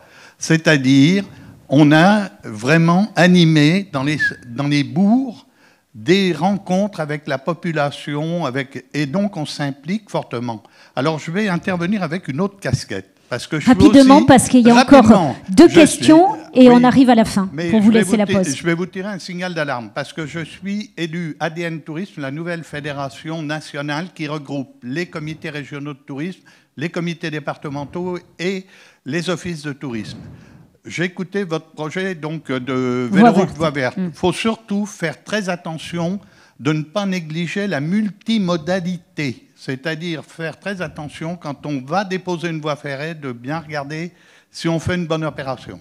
Ça, c'est quelque chose. Et puis surtout d'éviter les conflits d'usage. Parce que vous disiez les chevaux, les vélos et tout, ça peut des fois coincer.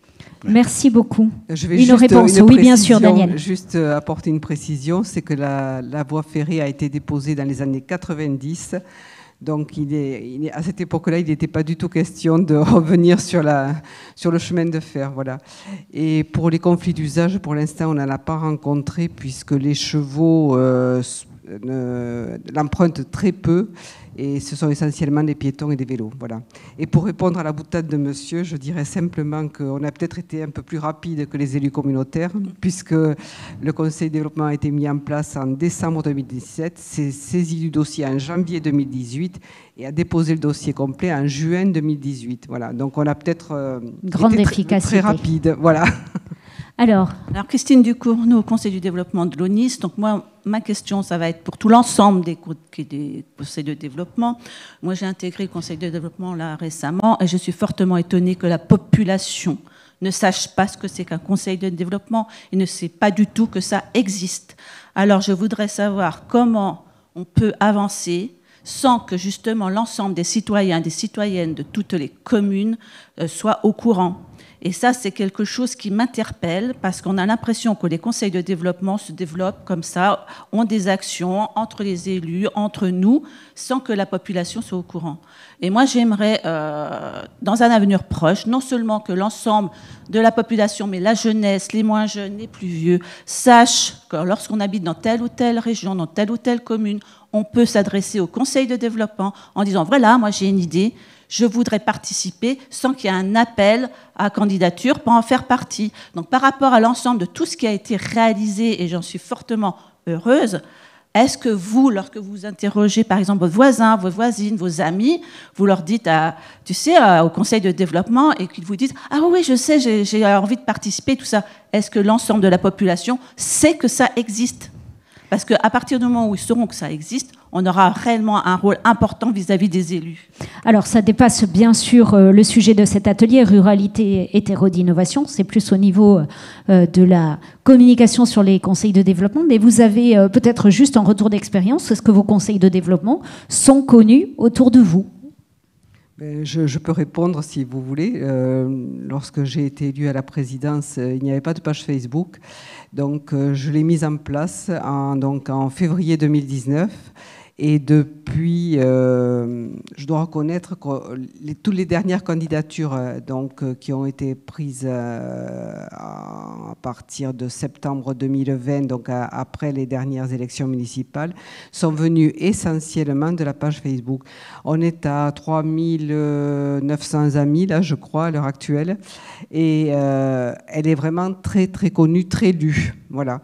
Et c'est vrai que je pense que c'est un moyen de communication pour aller vers les plus jeunes, parce qu'on a du coup rajeuni notre panel de participants au Conseil de développement en utilisant les réseaux sociaux. Emmanuel Guérin, peut-être un témoignage? Oui, est-ce que les conseils sont connus? Effectivement, non, de manière générale. Alors, pour la petite histoire, parfois on est contacté même sur les réseaux sociaux en pensant qu'on est un cabinet de conseil de développement. Non.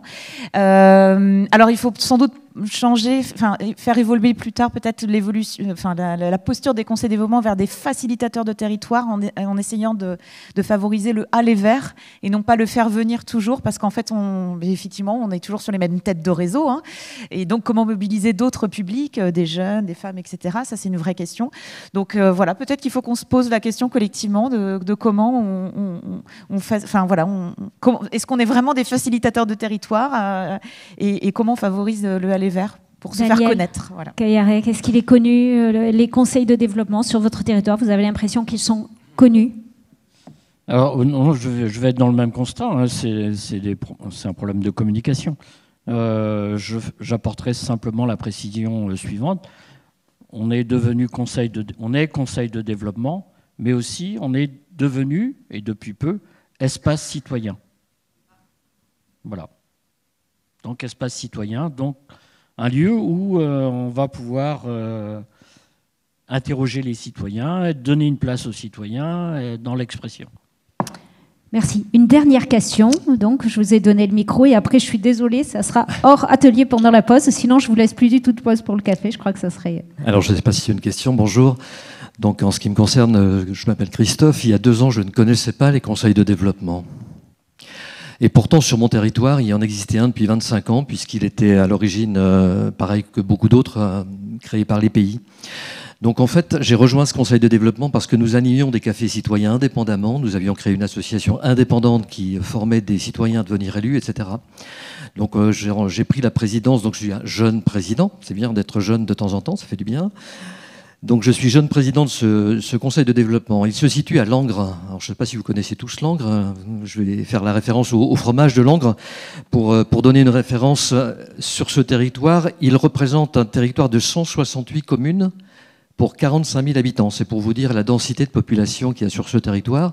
Donc hyper rural, la ville-centre Langres, 7 700 habitants.